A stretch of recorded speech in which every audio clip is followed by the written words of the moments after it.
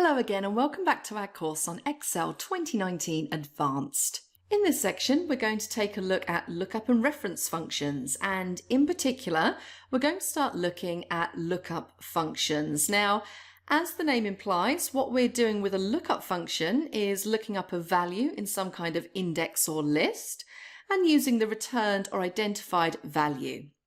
Now I'm going to demonstrate first a very simple lookup function, which is the choose function.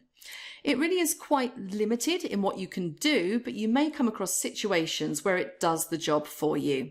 Now, by the way of a very straightforward example, let's suppose that I have some responses to some survey types of questions, and the people give a numeric response in the range of 1 to 5, and each of those numbers corresponds to a phrase. And in a particular situation, I not only want to show the response as a number, but the particular phrase it's equivalent to.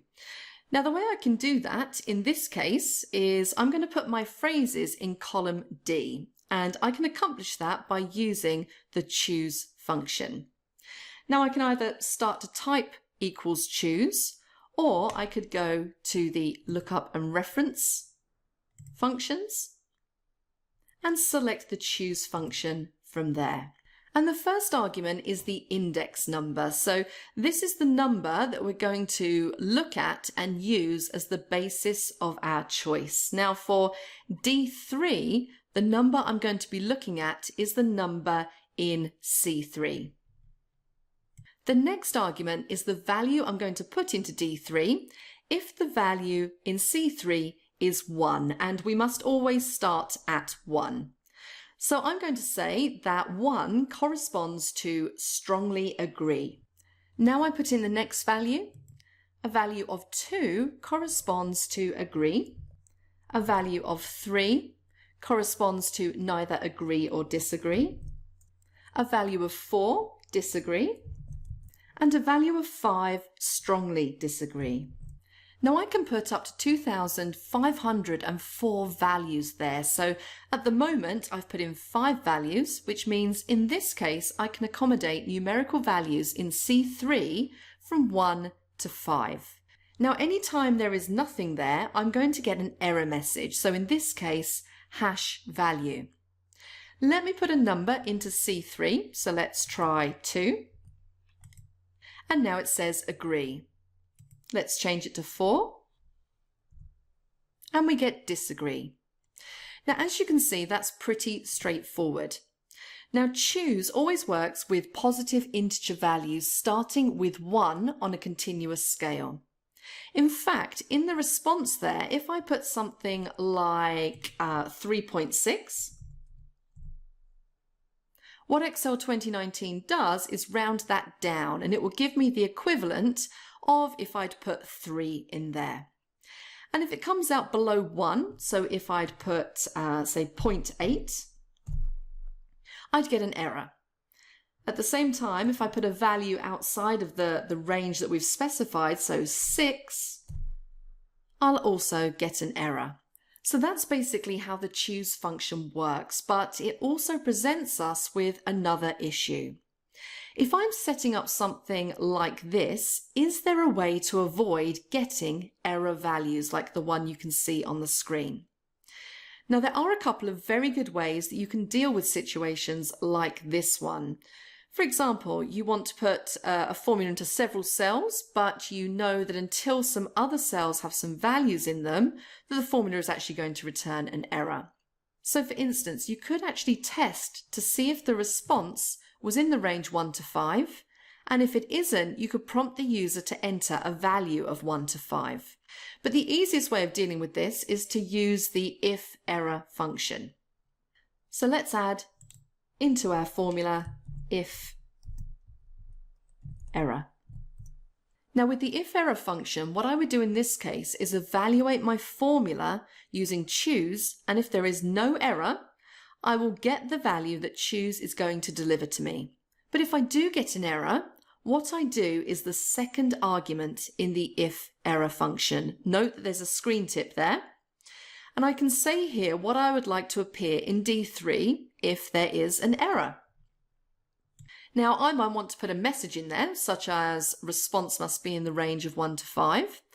Or if I'm anticipating that I'm going to fill D3 down to D12 with this formula, and therefore I'm going to get that message everywhere, I might just choose to leave column D empty. So I could use a blank, which is what I'm going to do in this case. So we're going to say quote mark, space, quote mark, close parentheses. So now if I do get an error, there's going to be nothing in the cell. Let's see if that works. And you can see there I have 6 as my response, but that's outside of our range. But instead of getting an error, I now have a blank. What happens if I copy that formula down? Let's double click and I get nothing. Let's put a 3 in here and maybe a 1 and also a 0. And you can see that that's working nicely. Now, as I say, you might want to combine this with a more complex arrangement whereby you say, if in fact there is a response in column C, but it's not in the range of 1 to 5, you might want it to say to the user that you must enter a value in the range of 1 to 5. And you can just add that onto the end there instead of having just the quote mark space quote mark. But as you can probably tell, you can build this up to be as complex as you want it to be. So to quickly run over that again, looking at D4, note the use of the choose function there. My index value is my value in C4, and the choose function will return values for an index value of 1, 2, 3, 4, up to the number of alternative values I've specified. The 5 options I have are all text values, but I could have had numbers in there, I could have put cell references, I could have put functions, formulas, names. There are many possibilities of what you can put in. Now next we're going to look at one of the most popular lookup functions, and actually it's a pair of functions, HLOOKUP and VLOOKUP. And in this section we're going to look at HLOOKUP or horizontal lookup, and then in the next session we're going to look at a more complex example of VLOOKUP or vertical lookup. So what we have here are some scores in a quiz, and I have scores for around 20 students. And what I want to do is determine which quartile each student's score puts them in. Now, the lowest score in this list is for Parker Hector, who's down here in row 12, and he has a score of 43. We've got some very high scores in there as well. We have a 98 and so on. So what I'm going to do is use a very straightforward statistical function to calculate the quartiles. Now, let me explain to you first what quartiles are. If you have a set of results like this, think of it as slicing them up into 4 even bits. So I actually have 19 students, but let's call it 20 roughly. You're going to say what range of scores covers the first 5, then the next 5, then the next 5, and so on. So you're really dividing the class up into 4 quarters. Now the first thing I need to do here is evaluate the quartiles. There are values that divide my results into 4 even sets. Now if you've not used the quartile function before, let me just demonstrate something I mentioned on earlier in the course. You might need a statistical function, but you're not sure which function it is. So you might start to type in something like quartile. And look, there is a whole set of them. The first 2 are effectively the same. Quartile is the original quartile function, and quartile.inc replaces it because there is a distinction between quartile.inc and quartile.exe. Now, I'm not going to go into that too much, and there is a distinction between the two, and it's an important distinction, and it really has to do with the use to which the quartile is being put. But for the purpose of demonstrating lookup functions, we're going to stick with quartile.inc. And we have 2 arguments. Which array of numbers are we going to find the quartile of? So in this case, it's B2 to B20. And I want the first quartile. So this will be the score below which the first quarter of students would be positioned. So this is, if you like, the weakest quarter of the class. and I find that that score is 72.5. Now what I need to be able to do is evaluate the other quartiles, and I'm going to arrange them horizontally. And if I select the 3 cells to the right and use the Ctrl+R keyboard shortcut, I get errors. And the reason I get an error is because if I look at the formula in G2, I'm now looking at the scores in C2 to C20, which is definitely wrong.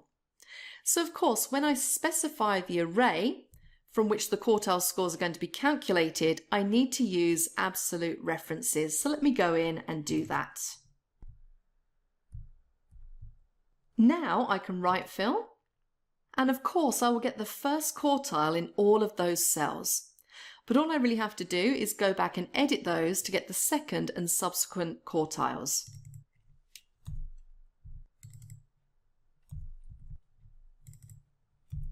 And very importantly, at the beginning of my set of scores is the score of 0. Now the function we're going to use in order to decide which quartile each score is in is the HLOOKUP function. And the way that the HLOOKUP function will work is that I will tell it where the list is, and for each student's score, so let's start with John Beale, who has a score of 82, it will read along that list horizontally, and it will basically compare 82 to each of these figures. So it will say, is 82 bigger than 0? Yes.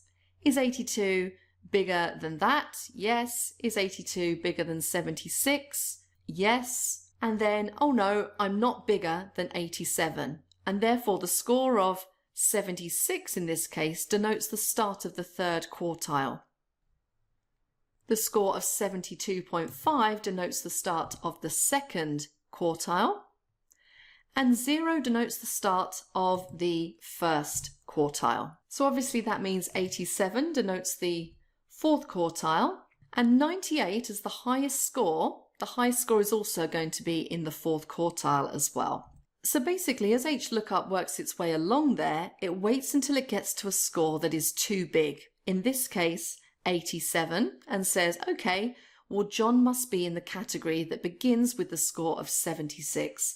And in this case, that's the third quartile. So we're all set to work out our quartiles using the HLOOKUP function.